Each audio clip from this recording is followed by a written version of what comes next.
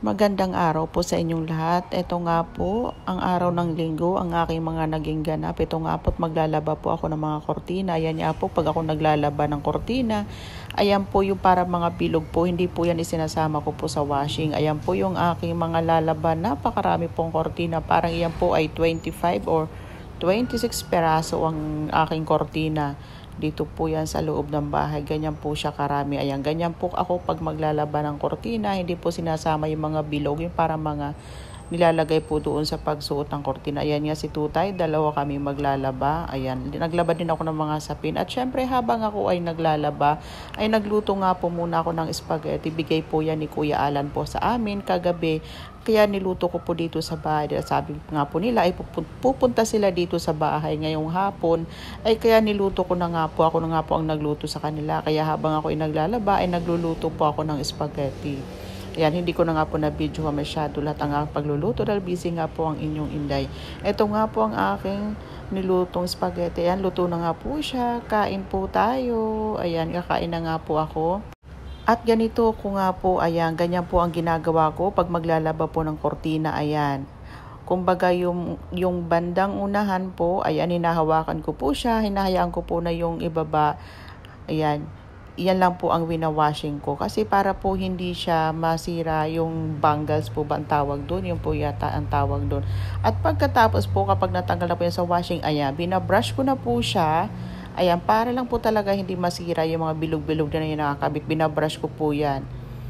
Ayan, yung po yung sinasabit po natin sa dingding. Binabrush ko yan, yung harap at saka yung likod. Ayan, ginaganyan ko po yan yung pagbabrush. Hindi ko po kinakamay. Brush lang po ang gamitin natin. Ay, ginaganyan ko po lahat po ng naging labahin kong kortina kanina. Ganyan po ang ginawa ko. Hindi ko nga lang po sa inyo na ipakita lahat. Kasi nga po marami po talaga siya.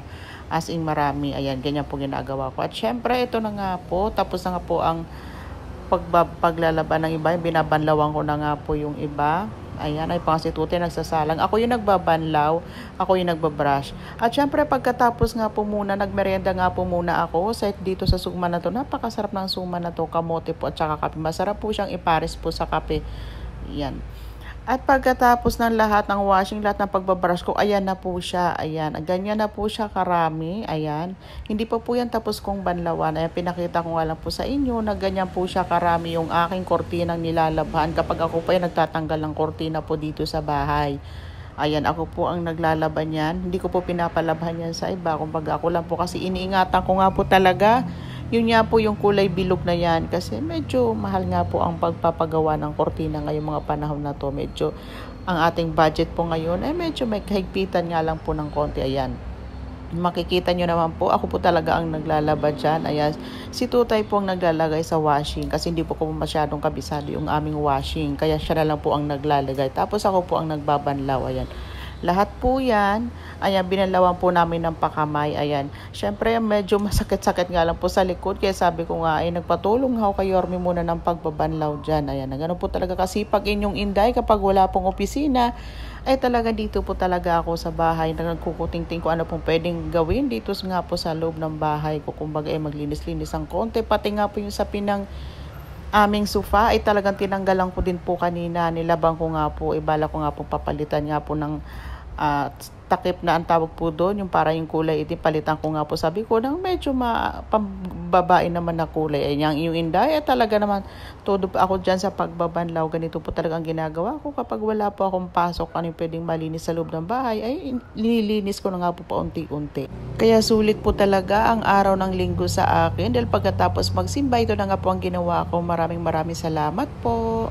At pagdating nga ng gabi, ito nga, tinilagay ko na nga sa terrace yung aking mga nilabhan na mga kortina. Ayan na nga, pangalawang batch. Ayan, yung iba niya nasa likod, nakasampay at ito'y nasa unahan. O, diba? Sadyang marami talaga ako nilabhan ng mga kortina.